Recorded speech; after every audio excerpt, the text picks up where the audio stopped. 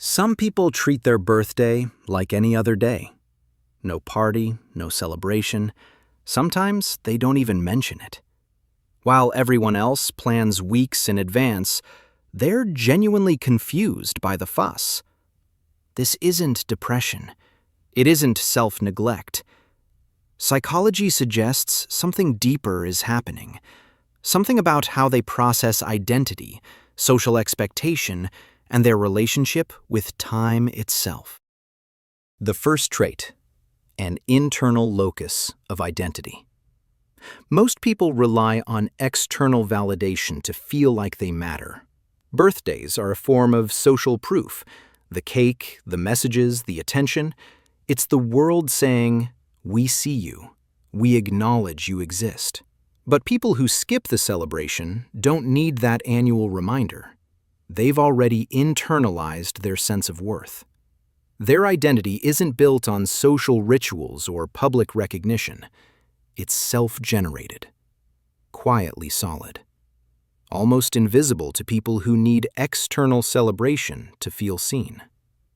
Research shows these individuals often score higher on authenticity measures. They're not performing for approval. They're not waiting for the world to validate them once a year. They just exist on their own terms, every single day, not just on the one printed on their birth certificate. The second trait, a different relationship with time. Most people treat birthdays as milestones, checkpoints, little markers that say, "Another year gone, better make the next one count." But people who don't celebrate see time as continuous. The day they were born holds no more weight than any other random Tuesday. Every day is equally valuable, or equally ordinary, depending on how you look at it. Psychologists call this low temporal landmark salience.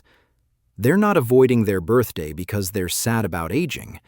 They genuinely don't register it as more significant than yesterday or tomorrow.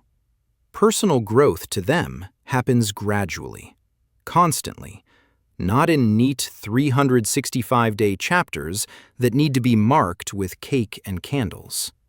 While everyone else obsesses over new year, new me energy, these people are already evolving in real time without needing a ceremonial reset.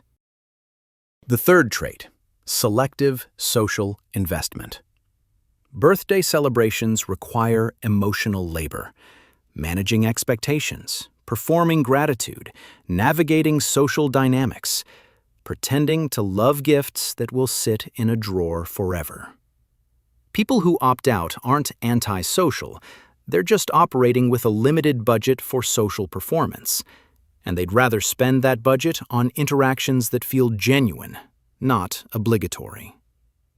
This is actually a form of boundary protection, a quiet refusal to participate in rituals that drain more than they give.